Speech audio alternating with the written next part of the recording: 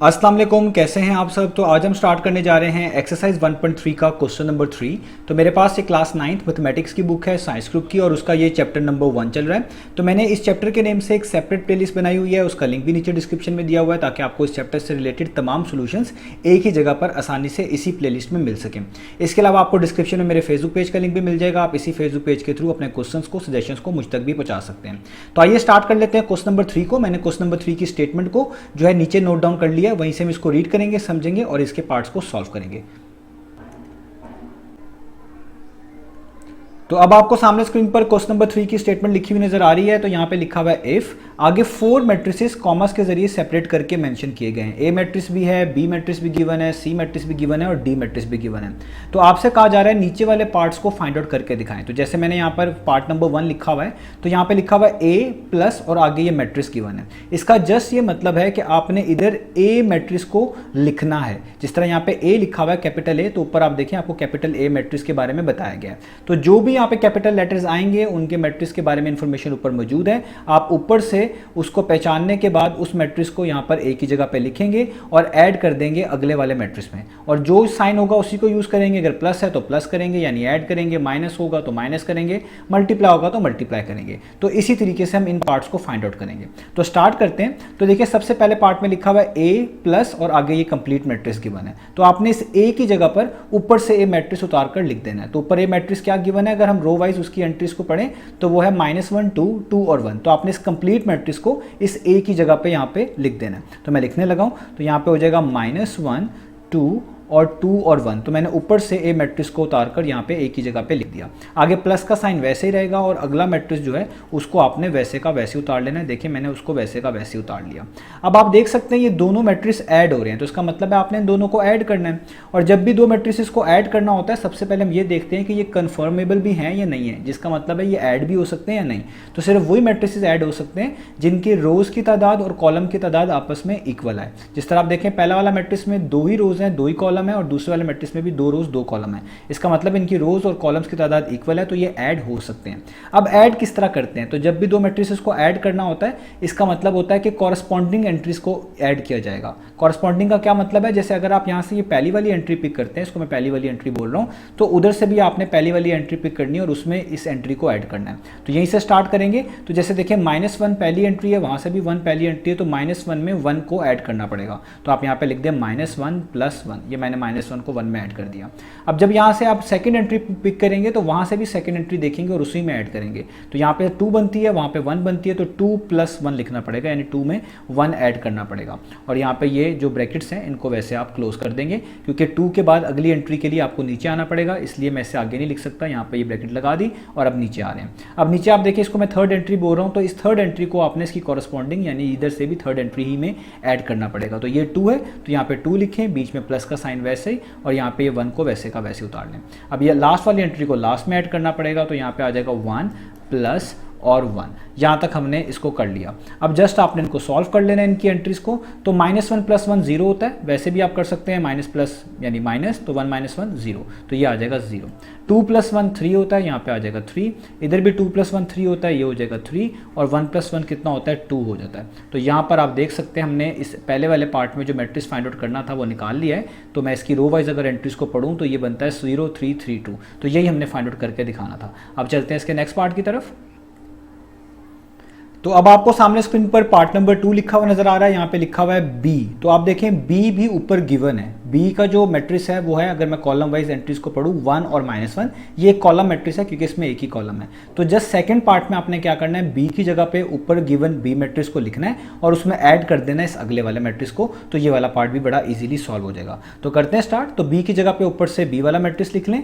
तो ऊपर B matrix क्या गिवन था 1 - 1, उसकी एंट्रीज को अगर हम कॉलम वाइज पढ़ें तो 1 और -1। देखिए मैंने बी मैट्रिक्स की जगह पे बी मैट्रिक्स लिख दिया, प्लस का साइन, आगे इस वाले मैट्रिक्स को वैसे उतार लें -2 और 3। 3। अब यहाँ पे भी आपको इन दोनों मैट्रिसेस को ऐड ही करना पड़ेगा, और आप जानते हैं दोनों मैट्रिसेस को ऐड करने से पहले आपने देख लेना है कि इनकी रोज और कॉलम्स की तादाद एक जैसी होनी चाहिए, जो कि एक जैसे ही है। पहले वाले मैट्रिक्स में भी 2 रोज 1 कॉलम है, दूसरे वाले मैट्रिक्स में भी 2 रोज 1 कॉलम है, यानी इनको ऐड किया जा सकता है। तो ऐड करने का तरीका क्या होता है? ऐड करने का तरीका होता है कि पहली एंट्री को पहली में, दूसरी को दूसरी में, इसी को बोलते हैं कॉरस्पॉन्डिंग एंट्रीज को ऐड करना। तो ये फर्स्ट एंट्री बनती है, तो उधर से भी फर्स्ट एंट्री -2 बनती है, तो आपने इन दोनों को ऐड कर देना है। तो आप लिखेंगे 1, उसमें ऐड कर देंगे -2 को, क्योंकि 2 के पीछे साइन है ये माइनस का, पीछे भी प्लस का साइन है, तो यहाँ पे आप राउंड ब्रैकेट्स का यूज कर लेंगे तो ज़्यादा बेहतर हो जाएगा। तो देखिए मैंने लिख दिया 1 में ऐड कर दें -2।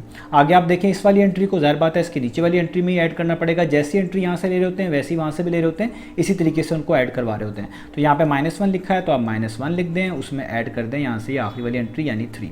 अब आप इनको सॉल्व करें तो आपके पास क्या आ जाएगा, यहाँ पे ये ब्रैकेट्स वैसे ही लगाएं, तो ये प्लस माइनस कितना होता है, माइनस, यानी हो जाएगा 1 - 2। और यहाँ पे ये तो इनमें तो कोई ब्रैकेट्स है नहीं, इनको वैसे लिख लें -1 + 3 और ये यहाँ पे क्लोज कर दें। तो अब आप देख सकते हैं 1 - 2 आपको पता है 1 - 2 कितना होता है, वो होता है -1। और यहाँ पे -1 + 3 करना है, तो प्लस माइनस माइनस यानी माइनस ही करना है। 3 में से 1 माइनस करेंगे 2, साइन बड़ी वैल्यू का ही आता है, तो 3 के पीछे प्लस है तो प्लस ही आप यहाँ पे लगाएंगे, ना भी लगाएं तो इसका मतलब प्लस ही है। और यहाँ पे ये मैट्रिक्स क्लोज हो गया। तो इसका मतलब इस सेकंड पार्ट का हमारे पास आंसर आ गया -1 और 2, अगर हम row wise column wise entries को पढ़ें। तो ये हमारे पास यहाँ पे ये पार्ट फिनिश हुआ। अब करते हैं नेक्स्ट पार्ट को। तो अब आपको सामने स्क्रीन पर थर्ड पार्ट लिखा हुआ नजर आ रहा है, यहाँ पे लिखा हुआ है सी और उसमें ऐड हो रहा है, प्लस हो रहा है ये कंप्लीट मैट्रिक्स। और ये कंप्लीट मैट्रिक्स एक रो मैट्रिक्स है क्योंकि इसमें एक ही रो है और जिसकी एंट्रीज क्या लिखी हुई है -2, 1 और 3। तो आपको मैं बता चुका हूँ पिछले पार्ट्स में भी, जहाँ पे भी ये कैपिटल लेटर्स लिखे हुए आ रहे हैं, इसका मतलब है यहाँ पर आपको ऊपर से मैट्रिक्स उतार कर लिखना है। तो यहाँ पे सी लिखा हुआ है, तो आप देखें ऊपर सी मैट्रिक्स आपको क्या गिवन है, वो भी एक रो मैट्रिक्स गिवन है, इसमें भी एक ही रो है जिसकी एंट्रीज है 1, -1 और 2। तो आपने इस सी की जगह पर ऊपर से वो सी मैट्रिक्स कंप्लीट उतार के लिख लेना है। तो हम यहाँ पे = का साइन डालेंगे, इस सी की जगह पे ऊपर से सी मैट्रिक्स को लिख देंगे, जो कि है 1, -1 और 2, ये उसकी एंट्रीज हैं, और ब्रैकेट क्लोज। आगे प्लस का साइन वैसे ही, और ये अगले मैट्रिक्स को एज इट इज आपने नीचे उतार लेना है उसकी एंट्रीज समेत। तो देखिए मैंने एज इट इज ऊपर से नीचे मैट्रिक्स को नीचे उतार लिया। तो अब आप देखिए दोनों मैट्रिसेस ऐड हो रहे हैं। जब भी दो मैट्रिसेस ऐड हो रहे हो आपने पहले चेक कर लेना है कि कन्फर्मेबल है कि नहीं है, यानी इनको ऐड किया भी जा सकता है या नहीं है। तो उसके लिए चेक करना पड़ता है रोज और कॉलम्स की तादाद। तो आप देखें पहले वाले मैट्रिक्स में एक ही रो है और 3 कॉलम है, दूसरे वाले मैट्रिक्स में भी ये एक रो है और 3 कॉलम है। तो दोनों की रोज और कॉलम्स की तादाद इक्वल है, इसका मतलब ऐड किया जा सकता है। तो अब ऐड करते कैसे? तो ऐड करने का तरीका होता है कॉरस्पॉन्डिंग एंट्रीज को ऐड किया जाता है। कॉरस्पॉन्डिंग एंट्रीज का क्या मतलब है कि अगर आपने यहाँ से फर्स्ट एंट्री को पिक किया है तो उधर से भी इसी पोजीशन वाली फर्स्ट एंट्री को पिक करेंगे और उनको ऐड करेंगे। इसी तरीके से बाकियों के लिए भी फॉलो करेंगे। तो जहाँ पे फर्स्ट एंट्री 1 बनती है, दूसरे मैट्रिक्स में -2 बनती है, तो आप इन दोनों को पहले ऐड करेंगे। तो आप लिखेंगे 1 में ऐड कर दें ये दूसरी वाली मैट्रिक्स की पहली एंट्री जो कि -2 है, क्योंकि यहाँ पे नेगेटिव साइन आ रहा है, पॉजिटिव साइन पहले से लगा हुआ है, प्लस का साइन पहले से लगा हुआ है, तो राउंड ब्रैकेट्स का यूज ज़्यादा बेहतर रहेगा। तो इसलिए आप यहाँ पे -2 लिखें राउंड ब्रैकेट्स के अंदर। तो मैंने पहली एंट्री को पहली में ऐड कर दिया।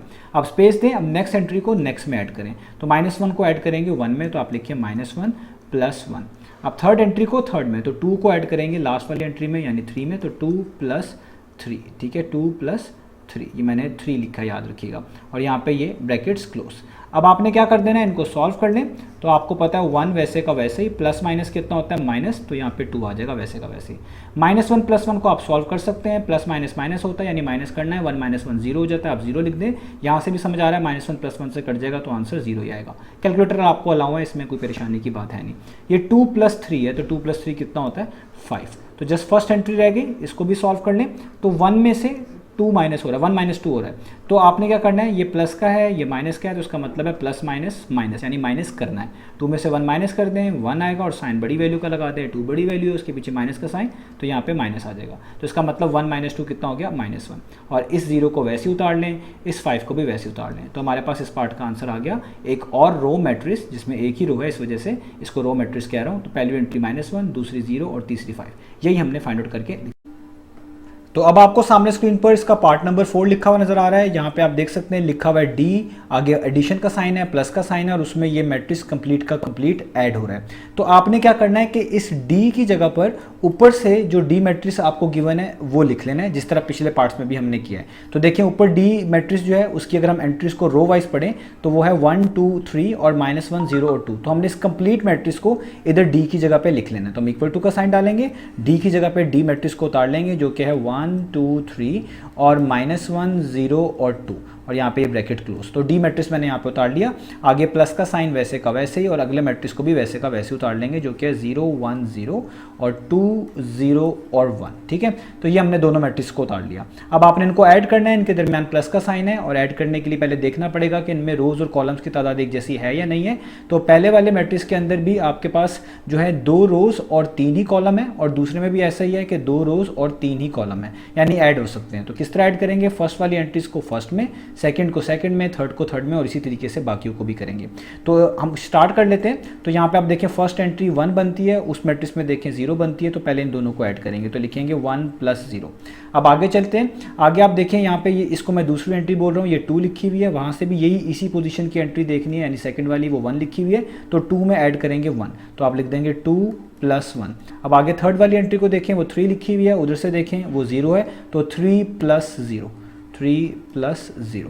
अब यहाँ पे इन ब्रैकेट्स को क्लोज कर देंगे, इससे आगे नहीं जा सकता क्योंकि 3 के बाद अगली एंट्री नीचे लिखी हुई है, तो आपको यहाँ पे नीचे आना पड़ेगा। अब ये फोर्थ एंट्री आप कह लें इसको, ये -1 है, तो वहाँ से भी फोर्थ देखें वो 2 है, तो आप करेंगे -1 + 2। अब यहाँ पे देखें फिफ्थ एंट्री 0 है, उधर से फिफ्थ एंट्री 0 है, तो 0 + 0। अब लास्ट एंट्री को लास्ट में ऐड करेंगे, तो ये 6th है, 2 एंट्री, और यहाँ पे भी 6th वाली जो है वो 1 वाली एंट्री यानी 1 है, तो 2 + 1, तो 2 + 1। अब इनको सॉल्व कर लें, हमारे पास इसका आंसर आ जाएगा। तो आप देख सकते हैं 1 + 0 1 होता है, 2 + 1 3 होता है, 3 + 0 फिर से 3 होता है, -1 में 2 ऐड करना है तो ये आ जाएगा 1। ठीक है, आपके वो कैलकुलेटर अलाउ है, आप उससे भी कर सकते हैं। 0 + 0 0 होता है और 2 + 1 कितना होता है, अगेन 3, और यहाँ पे ये ब्रैकेट क्लोज। तो हमारे पास इस पार्ट का आंसर आ गया, ये वाला मैट्रिक्स। तो अब आपको सामने स्क्रीन पर पार्ट नंबर 5 लिखा हुआ नजर आ रहा है, यहाँ पे लिखा हुआ है 2a।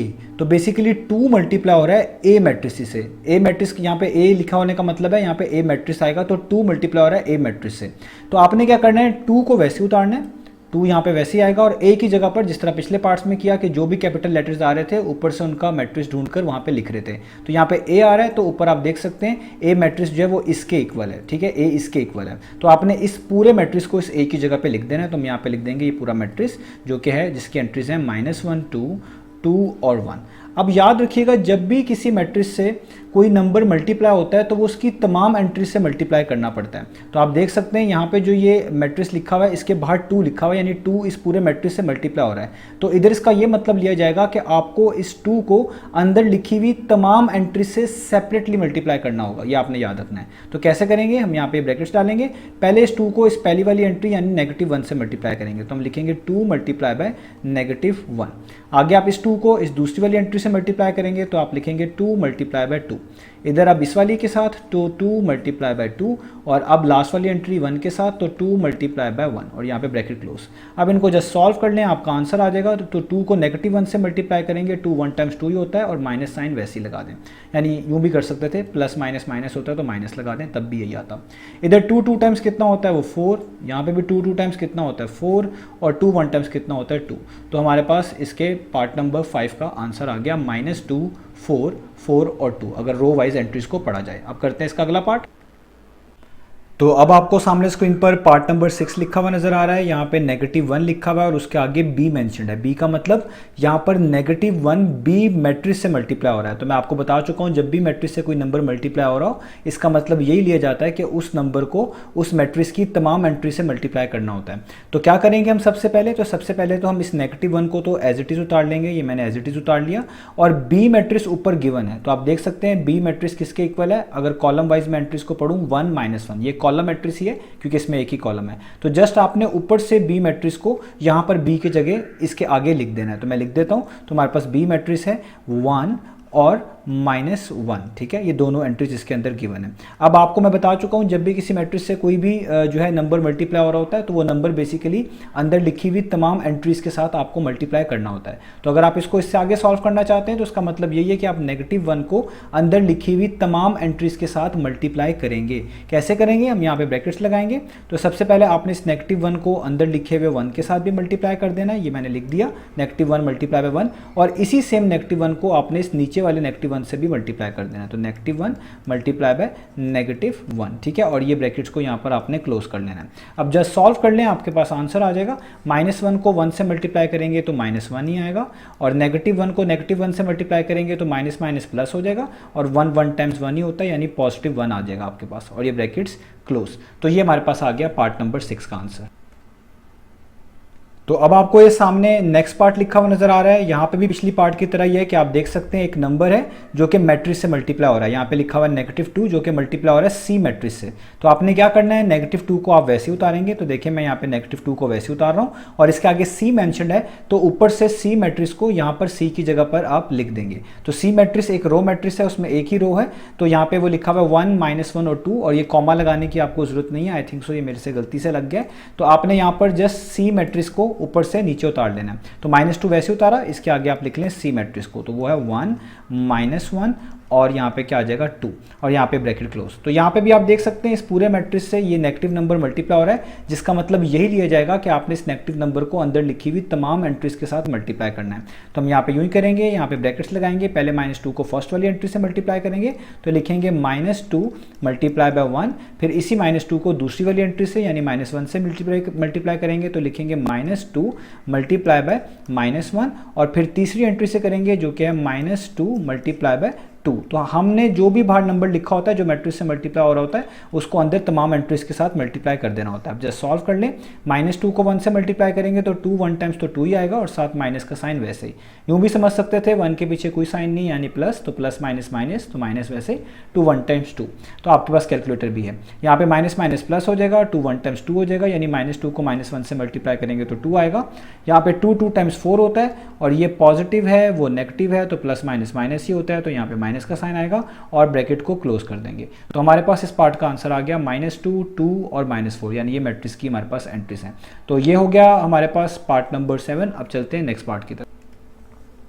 तो अब आपको सामने स्क्रीन पर 8 पार्ट लिखा हुआ नजर आ रहा है। यहाँ पे लिखा हुआ है 3 और आगे उसके डी मेंशन्ड है, यानी 3 को मल्टीप्लाई करना है डी मैट्रिक्स के साथ। तो डी मैट्रिक्स ऊपर मेंशन्ड है, तो जिस तरह पिछले पार्ट्स में किया वैसे ही करेंगे, यानी इस कांस्टेंट को साथ वैसे ही लिख लेंगे, 3 वैसे लिख लेंगे, और इसके आगे डी मैट्रिक्स को उतार लेंगे। तो डी मैट्रिक्स ऊपर मेंशन्ड है, उसकी एंट्रीज क्या है रो वाइज 1 2 और 3, और -1 0 और 2। तो इस पूरे मैट्रिक्स को एज इट इज में नीचे लिखने लगा हूँ 1 2 और 3, ये इसकी पहली रो की एंट्री, और दूसरी रो की एंट्रीज हैं -1 0 और 2, और ये ब्रैकेट क्लोज। तो ये अब मैंने लिख लिया। अब आपको पता है जब भी मैट्रिक्स के बाहर कोई नंबर मल्टीप्लाई हो रहा हो उसका मतलब यही है कि आपने उस नंबर को अंदर लिखी हुई तमाम एंट्रीज के साथ सेपरेटली मल्टीप्लाई करना है। तो हम यही करेंगे, तो यहाँ पे ये ब्रैकेट्स डालेंगे, 3 को पहले 1 से मल्टीप्लाई करेंगे, तो यहाँ पे लिख दूंगा 3 मल्टीप्लाई बाय 1, फिर 3 को 2 से मल्टीप्लाई करेंगे, आप लिख दें 3 मल्टीप्लाई बाय 2, फिर इस 3 को अंदर लिखे हुए 3 से मल्टीप्लाई करेंगे, जो तीसरी एंट्री है 3 मल्टीप्लाई बाय 3, और इसी तरीके से नीचे वाली रो से भी तमाम एंट्रीज में जो उसमें लिखी हुई है उस रो में उससे भी 3 को मल्टीप्लाई कर देंगे।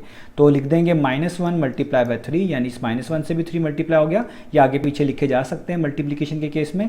3 को 0 से भी मल्टीप्लाई करना है तो 3 मल्टीप्लाई बाय 0, और 3 को 2 से भी मल्टीप्लाई करना है तो 3 मल्टीप्लाई बाय 2।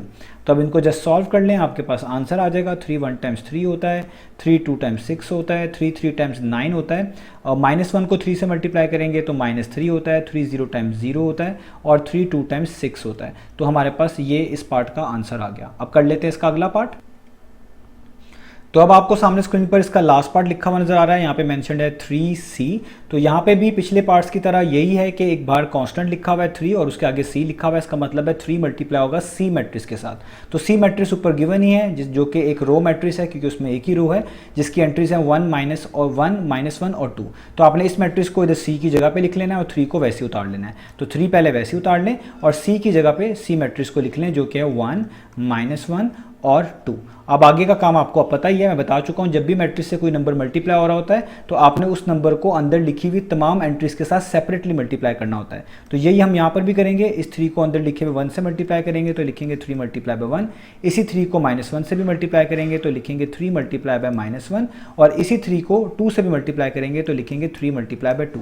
आप ये डायरेक्ट मल्टीप्लाई करके भी लिख सकते हैं, वैसे बेहतर है जितने स्टेप्स कर लें उतना फायदा है। तो यहाँ पे 3 1 टाइम्स कितना होता है 3, पॉजिटिव नंबर को नेगेटिव नंबर से मल्टीप्लाई कर रहा हूँ, प्लस माइनस तो माइनस ही आएगा, 3 1 टाइम्स कितना होता है 3 यानी -3 आ जाएगा, और 3 2 टाइम्स कितना होता है 6। तो यहाँ हमारे पास इस 9 वाले पार्ट का, इस लास्ट वाले पार्ट का आंसर आ गया, एक रो मैट्रिक्स जिसकी एंट्रीज हैं 3 -3 और 6। तो यही हमने फाइंड आउट करके दिखानी थी। तो उम्मीद है आपको तमाम पार्ट्स जो है समझ आए होंगे। इंशाल्लाह नेक्स्ट वीडियो से मिलेंगे बाकी सॉल्यूशंस के साथ।